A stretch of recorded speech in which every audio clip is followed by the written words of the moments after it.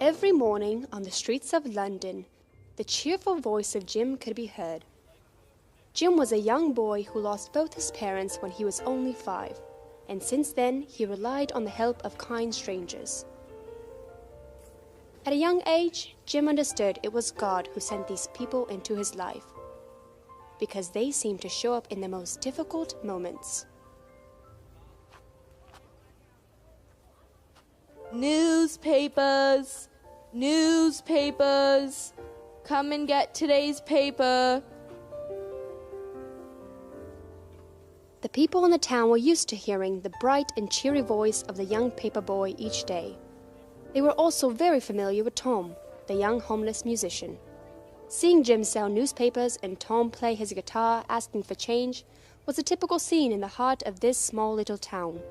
Tom seemed to be Jim's only friend, and he would sit with the boy to keep him company. Good work, boy. How are things going today? Hey, Tom.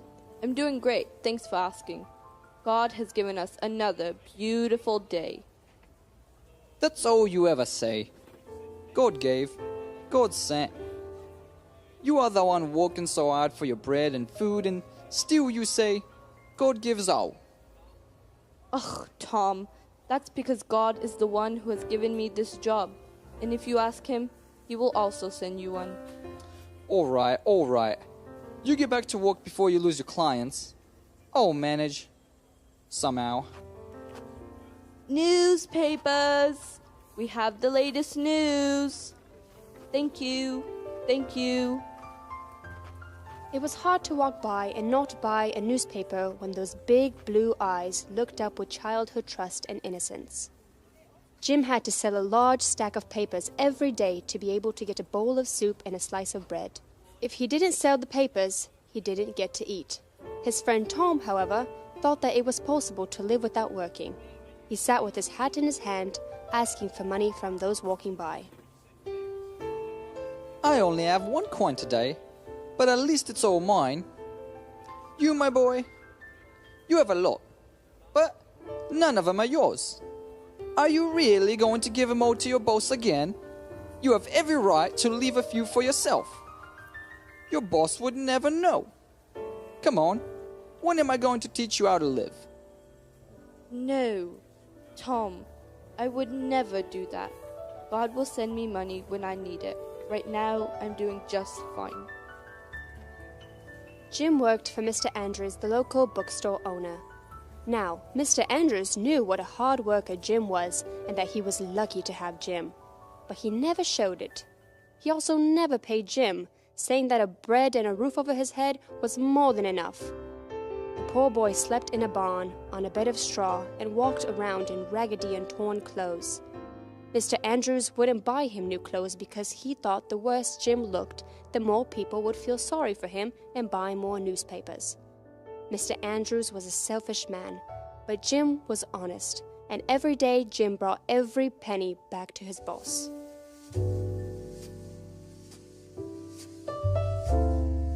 Mr. Andrew ran a successful bookstore and made a good profit selling books and newspapers. He had the look of a real businessman, but he was only able to get through the door of his shop sideways. Everything about this man was big, rough, and rude. Jim nicknamed him Thunderstorm. Despite all this, his shop was always full because he would sell the newest and latest books. Brand new book. Just off the press, ma'am. Why, that's William Hogarth. Yes, this is exactly what I came here for. Oh, Elizabeth, please help this gentle lady. Children, go play outside for a little while. Can't you see there's a lot of customers today? How may I help you? So sorry to bother you, sir, but I was looking to get a job. Can you... Absolutely not, young man. We're selling books here, not jobs. This is not a charity case. I knew it. Why did I even bother? The Andrew children were often seen playing outside the shop. The little paper boy Jim didn't have any friends because he rarely had any free time. Only on Sunday evenings he could come and play with the Andrew children next to the shop. Henry, be careful, my boy. Make sure that raggedy boy doesn't get you dirty. It will be all right, Mother. Come on, let's see who can make it to the antique shop first. All right. Ugh, just don't cheat. I'm coming too. Henry was a spoiled and ill-mannered boy. He would always cheat. But being a Christian, Jim would always forgive him. When they would race, the paper boy always let his chubby friend win. Yes, I win. Slowpokes, I win again. Now it's time for a cupcake. I sure deserve it. Me too, me too. Of course you win, and you both deserve a cupcake. The children's favorite place in the whole town was the sweet, smelly bakery. They were fascinated by the cupcakes, chocolate candy, bright frosted cakes, and all the other delicious pastries. Every day, Henry would find reasons for why he deserved yet another pastry, and no matter how much he had, it never seemed to be enough for him. He never even considered sharing with his friend Jim, who would only dream of trying a little piece.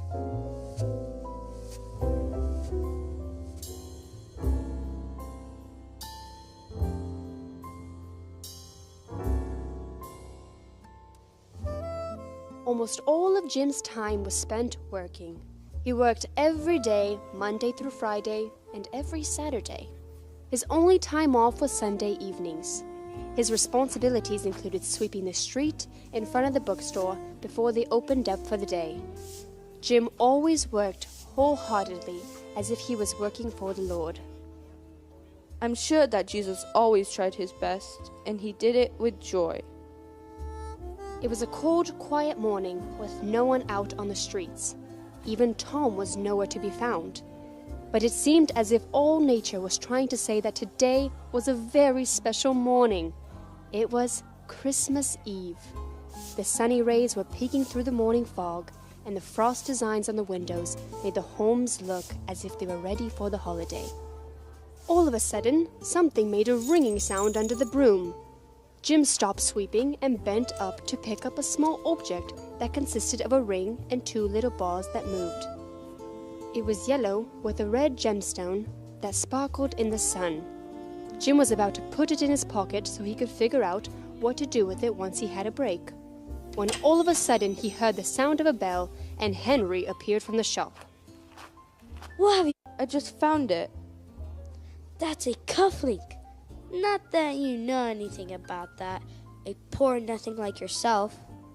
What's it for? A cufflink is what businessmen and rich men wear in the sleeves of their dress shirts. We must return it to the person that lost it. Are you kidding? That is a gold cufflink, and it has some kind of valuable stone. I can't even imagine how much it must be worth. And you want to give it back?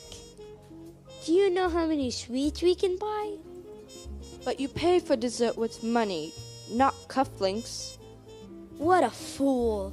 We can sell it to the man at the antique shop, and he will give us the money for the sweets. No, Henry, give it back to me.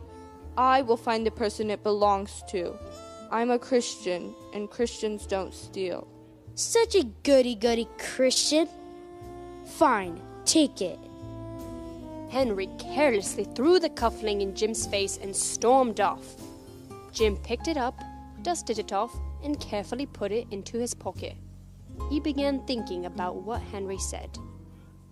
Maybe I could sell it. How would I find the owner anyways? That's almost impossible. Plus, it's his fault for not being careful with something so valuable. And I could really use the money to buy a Bible. Maybe this is God's answer to my prayers. Nah, it can't be. Jesus would not have done that. He would have given it back. And I will do the same no matter what it may cost me.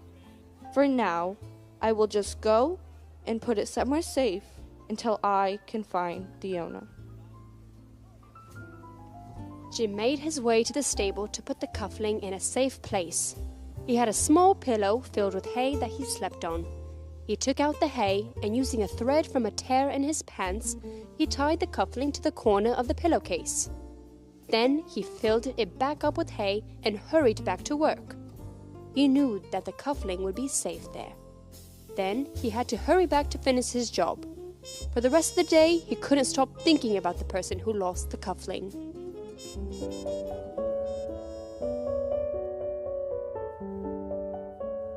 He must be looking for it by now. If he doesn't come for it himself, I will ask Mr. Andrew to post it in the newspaper. This was all that Jim could think about on his way home that evening. He decided to stop by Mr. Andrew's shop to give him the day's earnings. As he came closer, he saw a tall man talking with Mr. Andrew, and Henry, who was persuasively explaining something. Well, look who it is. Come here, my friend. Good day. Jim, Mr. Arnie here lost a cufflink, and Henry says you found it. Return it to Mr. Arnie at once. Oh yes. And don't even think about lying. Henry told us everything. Yes, Mr. Arnie. I'm so happy that you came here.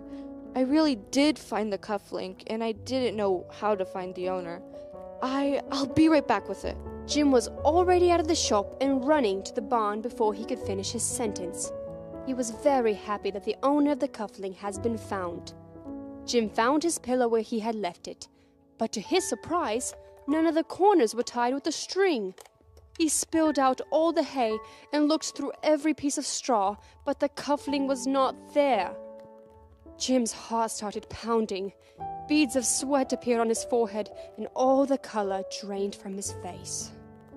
What if maybe it's somewhere else? No, I clearly remembered tying it into the corner of the pillow. Then where could it have gone? Could it have slipped out of my hand and fallen into the straw? What will I tell Mr. Arnie? Jim didn't understand what happened and where the cufflink went. He had no idea what he would do next. The only thing that came to his mind was that there was someone who knew the truth and could help him. Lord, please help. Please help me. You know everything. Please help me. That was all his pale lips could utter. After his prayer, Jim decided that he would have to go and tell Mr. Andrews and Mr. Arnie the truth. Even if they didn't believe him, he had to tell them the truth. Reluctantly, he made his way back to the shop. I'm so sorry, sir, but... No buts. I think I was clear when I said that cufflink needs to be here, and it needs to be here now. Let's not rush him, Mr. Andrew. Let's hear what the boy has to say. What is there to hear? I knew that boy would try to steal it. I'm so sorry. I put it somewhere safe, and I was going to look for the owner, but now it's not there. I really don't know where it could have disappeared to. I've searched everything. Well, boy, I have no reason not to believe you. How about we wait until tomorrow, and you could think it through, retrace your steps, and perhaps it will turn up. Leave him alone. He could have taken it for himself. You wicked little boy. I always knew you were a thief. And after all we've done for you, you have 1 hour to go and think. And if that cufflink is not here in 1 hour, oh, you will be sorry. Mr. Andrews stood burning with rage and yelling out threats. The poor little boy was so overwhelmed that he couldn't remember how he ended up back in the barn. With tear-stained eyes, he lay down on the hay. It seemed as if the whole world was against him, and there was no one who could help him. Why wasn't there anyone who would stand up for him? Things seemed hopeless for Jim, but in reality, there was someone great and mighty, working behind the scenes, taking care of Jim, and soon it would all make sense. Mr. Arnie was a wealthy man. He was a lot wealthier than he looked. He would have been fine without a cufflink, but it was a gift from his best friend, and it meant a lot to him. When he realized it was lost, he traced his steps and knew it was by the newsstand, because that was the only time he took his hand out of his pocket. I can assure you, Mr. Arnie, that Jim doesn't want to give you the cufflink back because he wants to sell it. Well, what can I say? If you are certain, then it must be so.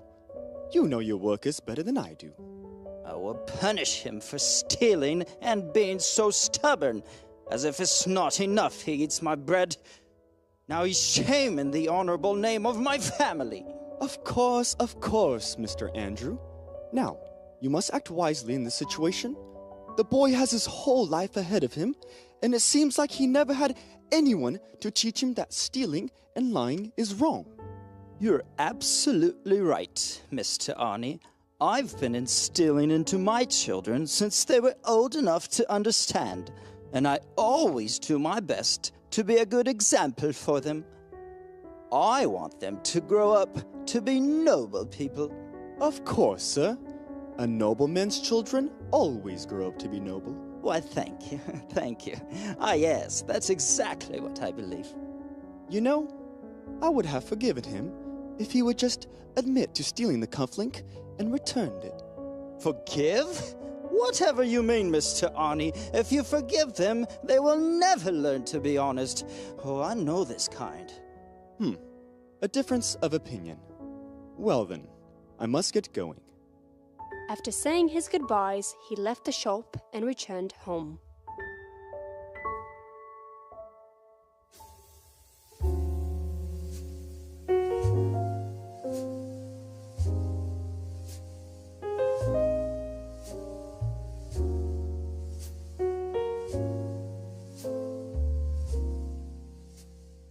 Meanwhile, in another part of London, a family was reunited.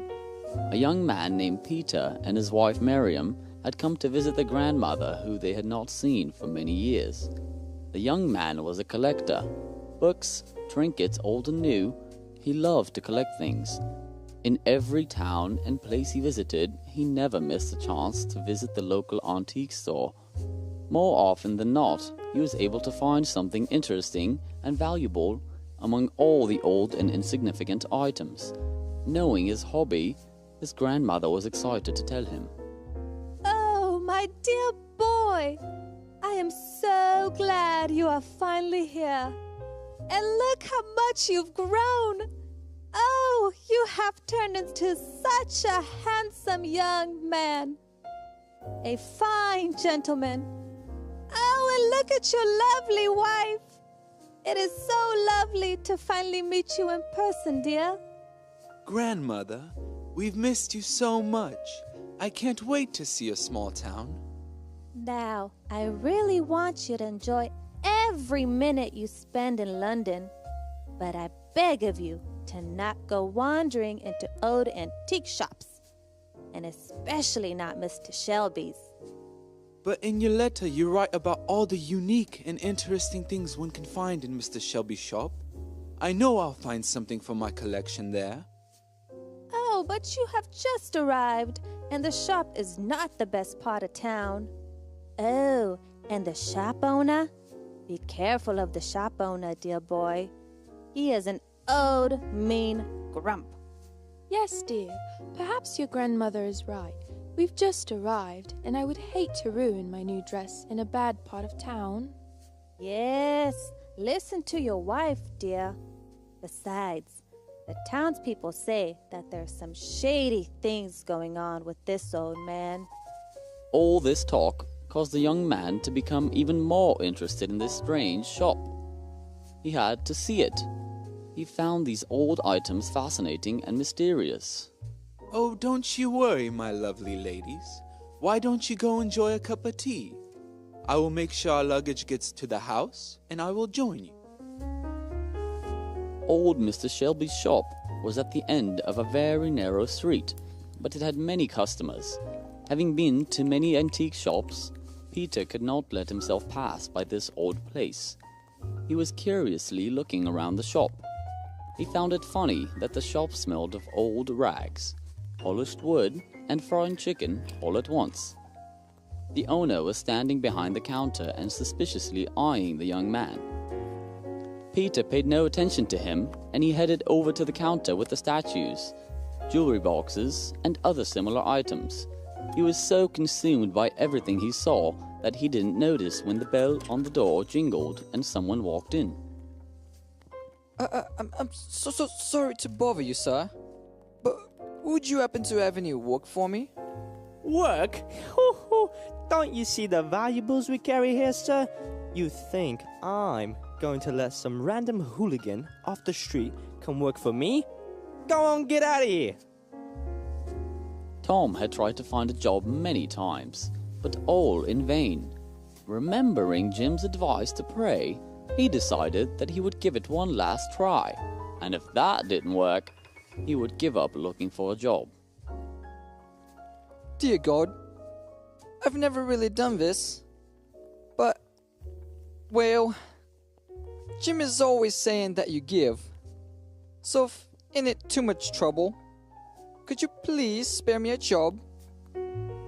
Peter was shocked that the shop owner was so rude to the unfortunate young man, and he was ready to go after him to offer some help when all of a sudden the door opened and a young boy walked in. Good afternoon. I wanted to sell something I found out on the street. Here it is. The gold cufflink sparkled in Henry's hand, and Peter could tell that this was an expensive custom-made item. He decided to stay and observe what would happen. Mr. Shelby gave Peter another suspicious look and cautiously took the boy aside. He never cared to ask where items came from, but he did like to bargain. My boy, what do you need the money for? I'm going to buy lots of pastries and candy and sweet rolls and... All right. How much do you want for this little trinket? Mister, this is not a trinket. It's a gold cufflink. It even has the hallmark. Oh, that's not a hallmark, dear boy. Those are just letters. Look at it again. Look. It's not real gold. But I'll give you enough for all your sweets. Henry took another look at the cufflink and realized that there really was only two letters, C-A. All he could do was agree with Mr. Shelby. How much will it cost? Mr. Shelby handed him a few coins and Henry happily ran out. After what Mr. Shelby said, he wasn't expecting even that much. Peter remembered what his grandmother said about this place and man. A suspicious man doing shady things. That's when he decided to go after the boy. Not wanting to look suspicious, he grabbed the first thing he saw, and paying a lot more for it than it was actually worth, he did not have time to bargain. He went outside. He watched as the boy hurried around the corner. Peter made his way after him. He didn't notice a tall man coming from around the corner, and he ran into him. Oh, I'm so sorry, sir. Please, Peter? Is that you? What are you doing here in London? Arnie, is that you, sir? Why, it's so good to see you. What are you doing in this part of town? Oh, it's a long story. Did you come to visit your grandmother? Let me guess. You're coming from Mr. Shelby's shop. I remember how you used to love to collect all sorts of rubbish, and you never miss a chance to stop by an open shop. Yes, you're right about that. While I was there, I watched him con a little boy who sold him a gold cufflink. A gold cufflink? Did it have a red stone by chance? Yes. How do you know? I've been looking for that cufflink for 2 days now. What did the boy look like? He was a dark, chubby boy with small eyes. That must have been Henry. When Mr. Arnie told Peter about all that had taken place, the young man didn't hesitate. Arnie, we must hurry to the newspaper shop and save Jim from being punished. It sounds like he has a very cruel boss. Yes, Peter, let's go. Let's not waste any time now that we know who the real thief is. Meanwhile, Henry was not wasting any time either. He ran into the bakery and grabbed as much pastries as his hands could hold. He was stuffing his mouth and as happy as he could be that he did not have to share. Mary had no idea where he was and how much pastries he had. And Jim was in trouble for lying, so he would not be outside watching him. When he made it back to the bookstore, Henry saw two men heading towards their shop. He recognized Mr. Arnie, and the younger man looked like the man he just saw at the antique shop. He had no idea what happened and why they were in such a hurry, but all of a sudden he lost his appetite and the dessert didn't taste as sweet anymore. Henry! Henry! Where did he go? Henry! Come here at once! Hearing his father's stern voice, Henry understood that he was in trouble. His first thought was to run away, but where would he go? Then he thought about asking Jim to take the blame on himself. Since he never said no to Henry, but before he had any chance to move, his mother appeared from around the corner. Henry, my sweet boy, where were you? Did you not hear your father calling you? Henry, can you tell me what's going on here? Peter here just told me everything that he saw at the antique shop. Realizing that he had been caught, there was too much evidence against him. Henry had no choice but to admit to what he did. Well, yes. No. I didn't steal it. I just went and took it out of Jim's pillow. Well, he should have hid it somewhere else where no one would be able to find it. Everyone knows his hiding spot. How dare you make such excuses? You've brought shame to my family. I am an honorable and respected man, and you... Henry told them how he had sold the cufflink and how he used the money to buy pastries. He didn't even regret all he had done, and the tears in his eyes were just tears of self-pity. He was upset that he had been caught, and even more upset that the cufflink was actually gold and the letters that were engraved in it were the initials of Mr. Arnie. I'm sorry, gentlemen. I will take care of this. This must be a misunderstanding. I'm sure it was Jim who convinced him to sell it. My sweet boy would never do such a thing. Peter and Mr. Arnie decided to let the parents handle the matter and made their way to the old barn. They didn't make it in time to save Jim from the punishment, but they wanted to comfort him somehow. Mr. Arnie was a good man, and he was ready to apologize to the little boy. Peter was also a Christian who always helped those in need. They found Jim lying on the hay, alone and in the total darkness. The light from the lantern revealed his red tear-stained eyes. Jim, I've come to apologize. It is my fault that you received a punishment that you did not deserve. Will you please forgive me? At first, Jim could not comprehend what was taking place and why the two well-dressed men were in the barn. But then he started remembering everything that took place the evening before. Have you found the cufflink? Yes, we know what happened to it. Henry found where you hid it, he took it, and then sold it to Mr. Shelby. He will be punished, but you've done nothing wrong. I'm so glad that you don't think badly of me anymore. Jim, I must make amends. Is there anything I could do to make this better? Please, don't worry about me, Mr. Arnie. I follow Jesus, and he always takes care of me. But you were punished for something that wasn't your fault. I am a disciple of Jesus, and he also suffered undeservingly. The little boy was so simple and sincere. Mr. Arnie and Peter looked at each other, amazed. They never thought they would find such a treasure in the midst of this filthy neighborhood. Do you have anything you're wishing for, Jim? Maybe a Christmas wish? Surely there must be something you've been hoping for. Treats, desserts, some new clothes, or maybe a book? A book? Yes, I would love a book. I've dreamed of owning a Bible. But it's a very expensive book, and I can only dream about it. Dessert, I don't really need. I can live without them. And I don't really need new clothes either. Mine haven't really fallen apart yet. Consider it done. You will most certainly get a Bible. Jim's joy was indescribable, and Peter and Arnie could feel the gratitude of the child's heart. They were amazed at this young child, who had nothing and yet longed to have the Word of God.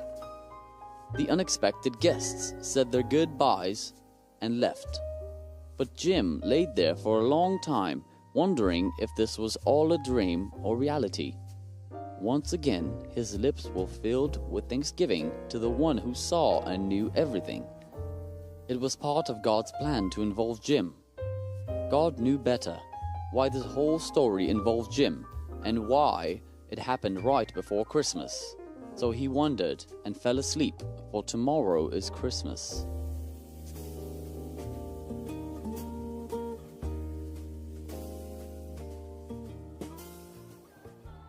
The Christmas carols, heard through the streets of the cities, could not cheer Miss Elizabeth and Miriam, who tried to hide their unrest.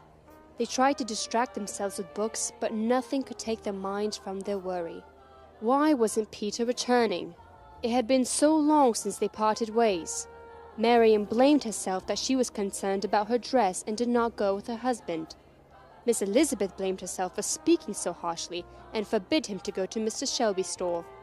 Suddenly, they heard footsteps of none other than Peter. My dear ladies, forgive me for making you wait, but you can't even imagine the story I've just witnessed. You think there is a story on earth that is worth all our worry? We've been worried sick about you. Oh, please, dear.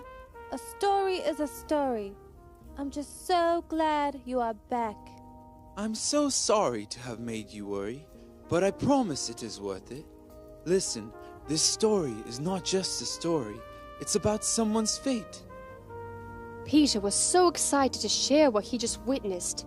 He started from the beginning. He made sure to tell his grandmother that she was absolutely right, and that he now knows that Mr. Shelby is a suspicious man, but was surprised about Jim's behavior. He was impressed by how the boy forgave the wrongdoers even though he was falsely accused, how he dreams to have a Bible, and how he didn't want any desserts or even a new suit. Indeed. What a good boy. Oh, but he lives in such poor conditions. What could we ever do to help? It was at that moment that Peter looked at his wife and noticed a sparkle of hope, and he understood exactly what she was thinking without having her say anything. They have been praying to have children, but the doctors told them they could not have children of their own. My dear, I know what you're thinking. I have prayed about this specifically on my way home, but I didn't know how to tell you since the boy is already 12. But you always wanted a boy. The Lord, who was the father of orphans, took care of the young newspaper boy. He put it on the hearts of Peter and Miriam to adopt Jim. They were so excited they could not wait a minute longer. They rushed to talk to Mr. Andrew and tell him of their decision. Along the way, they found Mr. Arnie, who was more than happy to tag along. They knew this did not happen by chance, but this was God at work. When Jim woke up that day and prayed before going to work, he made sure to thank God for another Christmas in the warm stable. Jim knew there wouldn't be too many buyers on the streets during Christmas, but his owner was selfish and didn't want to miss any chance to make money, so Jim had to work, even on Christmas. Coming closer to the bookstore, Jim noticed that there were more people than usual this early in the morning. Everyone seemed to be looking in his direction, as if they were waiting for him. Even Mr. Andrew was smiling. Jim, we have a Christmas gift for you. Mr. Peter and his wife would like to invite you to come to Bristol with them. Jim couldn't quite understand all that was happening. Was he hearing everything right? It will be good for you with us. You'll be able to go to school. You won't have to sell newspapers, and your home will be warm and comfortable. And we will try to be good, loving, and caring parents for you. Knowing his boss, Jim was more surprised that Mr. Andrew was not only letting him go, but even added, I don't think you will regret it. Finally, Jim realized that if it wasn't for the cufflink, no one would ever convince Mr. Andrew to let him go. But now, this honorable man had to redeem his son's guilt. But the Christmas miracles did not end there. Jim! Jim! I've been looking everywhere for you. I want to thank you. I also received a Christmas gift. You were right. I prayed and God gave me a job. Now I'll be selling newspapers. For the longest time I have watched how you do it, and now I will try to do the same. Jim, I will miss you. Jim, I'm sorry for the way I treated you. You were always so kind to me. A true Christian. I'm sorry. That's okay, Henry. I forgive you. And here's the book that you always dreamed of. I just don't know what to say. All my prayers have been answered all at once. Thank you, and thank you, Jesus.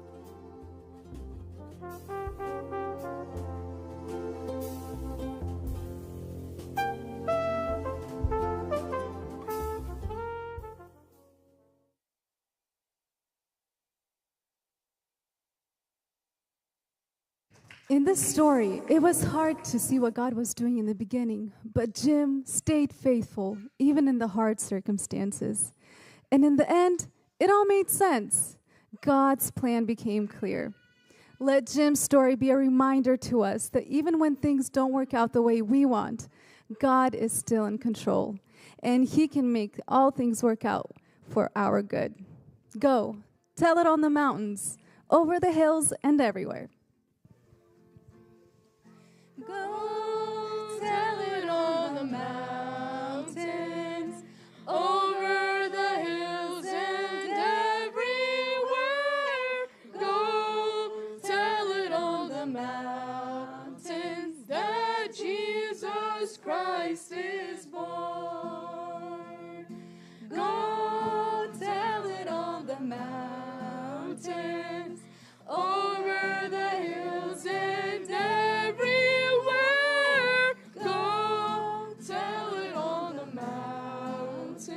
That Jesus Christ is born.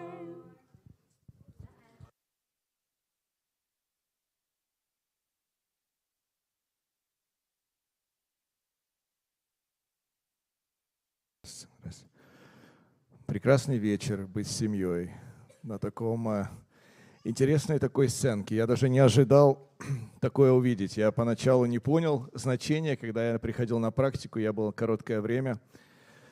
And this story really made me cry. It was such a nice story, such a nice Christmas story. И что я хочу сказать, дорогие друзья, я не собирался и не собираюсь много говорить, но мне эта история затронула очень мое сердце, потому что те места Писания, то место Писания, которое я нашел, как раз говорит об этой истории. И когда я смотрел на этого Джимми, я знаю этого артиста, конечно, было очень приятно видеть и всех, которые участвовали сегодня. Еще раз хочу поблагодарить вас. Thank you so much. It was such a nice performance. И он бедный был, но он открытый был для Бога. Он Бога имел в сердце своем. Вы знаете, что мне вспомнилось? Кому явился первые вестники с неба, когда они пришли сказать, что родился Иисус. к пастухам. Те, которые на соломе были, которые бедные, у которых не было заработка, возможно, никакого большого. Они кое-как, возможно, концы с концами, как говорится, сводили. И он явился этим людям, доступный. Он Бог, доступный для каждого человека, кто откроет свое сердце. В это время весь мир гудел чем-то другим. Там было трудное политическое положение. Рим оккупировал эту Палестину, это место, где родился Иисус Христос. Все были заняты. И еще что интересное, все отцы взяли своих жен, своих детей и пошли в то место, где им сказал царь Август, куда нужно пойти, чтобы сделать перепись. И вот они пошли в то место, и каждый занятый был, как бы пойти скорее отметиться. Для чего была перепись? Для того, чтобы собирать таксы с народа, чтобы to pay taxes. Поэтому они и собрали этих людей, каждый в свой город. И пришел также и Иосиф, значит, с Марией, пришли туда, чтобы на эту перепись. Но никто не знал, что это был царь царей, который должен был родиться. И вы знаете, есть место Писания интересное, я прочитаю, это Матфея, 1 глава, 23 стих. «Вот дева во чреве примет и родит сына, и нарекут ему имя Иммануил», что значит «с нами Бог». Вы знаете, мне это слово близко, я не знаю, как вам, «с нами Бог». Оно так звучит хорошо, так по-домашнему, так близко почему-то к сердцу, потому что Он с нами. Когда Бог со мной, мне ничего не страшно. Когда даже я бедный, как Джимми, мне не страшно, потому что Бог со мной. He is the purpose of my life. Он есть причина, почему я живу, и Он занимает мое место. Он здесь, внутри меня. Он сегодня хочет, чтобы мы имели в сердце своем Его. С нами Бог. На самом деле, с нами ли Бог? И я хочу прочитать одно место Писания, и мы будем молиться. Но я хочу вам сказать, что люди того времени не поняли, что это был Царь царей. Они не поняли, что это был Божий Сын, который пришел, чтобы быть вместе с ними. Он хотел войти в их обстоятельства, Он хотел им помочь, Он хотел помочь этим людям, которые нуждались в Нем, но они Его не приняли. Но приняли некоторые люди, приняли некоторые несколько богатых человек, много бедных людей приняли Его в сердце. И вы знаете, вы есть те, которые приняли Его. А вас здесь написано, я сейчас прочитаю. Иоанна, 1 глава, 11 и 12 стих. «И пришел к своим, и свои Его не приняли. А тем, которые приняли Его, верующим во имя Его, дал право или власть быть детьми Божьими». Что Он сделал? Усыновил, как Джимми. Он принял этого Джимми, значит, Питер, принял Джимми как своего сына. This is what exactly Jesus did for us.